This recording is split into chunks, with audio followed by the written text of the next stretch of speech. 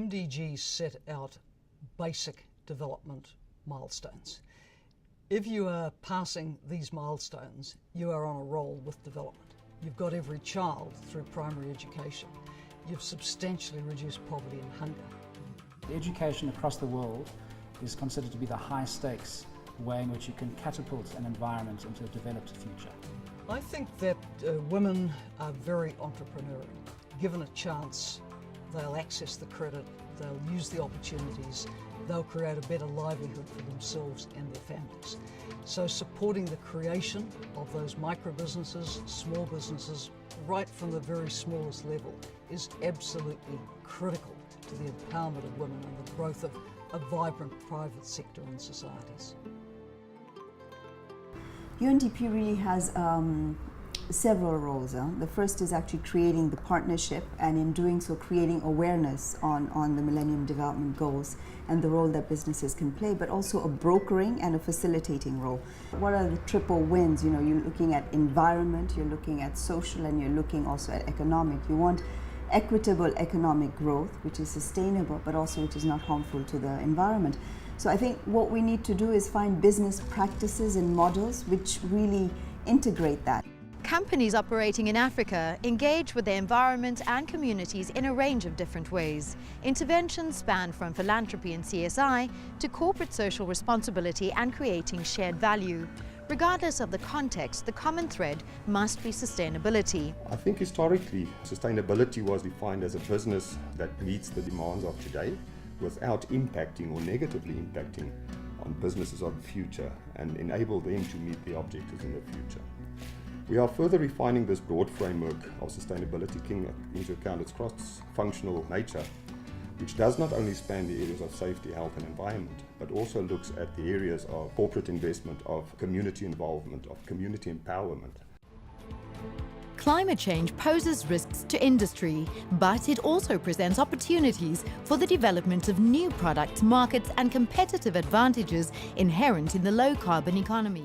Political change doesn't really lead automatically to widespread economic benefit for all. We believe that a broad-based approach to transformation is necessary, and particularly focused on aspects like job creation and skills development.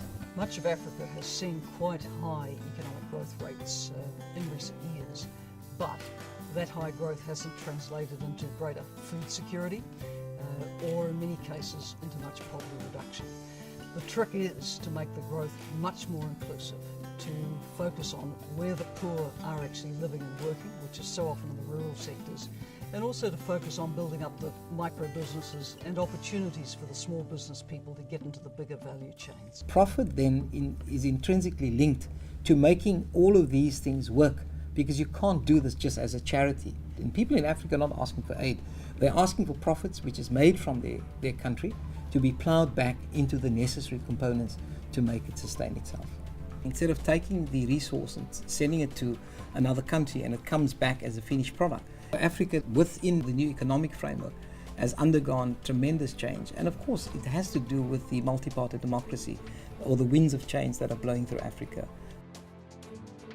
In emerging African economies, foreign direct investment and sustainable business activities can be a force for social change on the continent. Foreign direct investment is really recognized to have a very significant and a positive role in African economies. The positive effects, I think, are quite easy to see. The most important is improved human capital.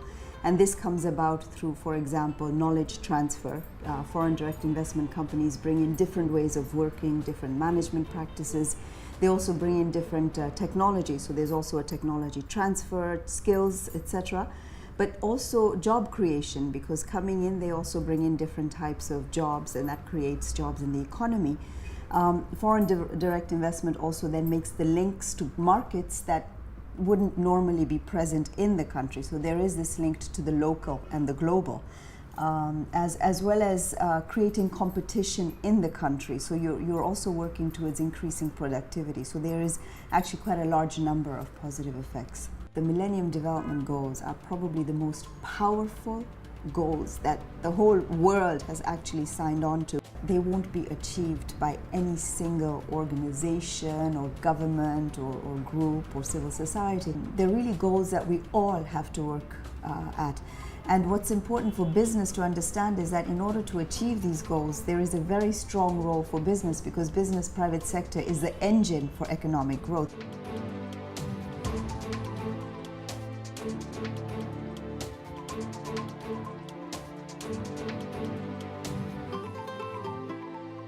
No one actor can achieve the MDGs or take development all the way to lift people from least developed country status to middle income country status to going all the way to graduation. So it means governments working with stakeholders in their own societies. That includes business, it includes communities, it includes local government, it includes the civil society organisations. And the development partners, we have to work together. If we work together, that strong partnership will achieve far more than if each of us tried to work on our own.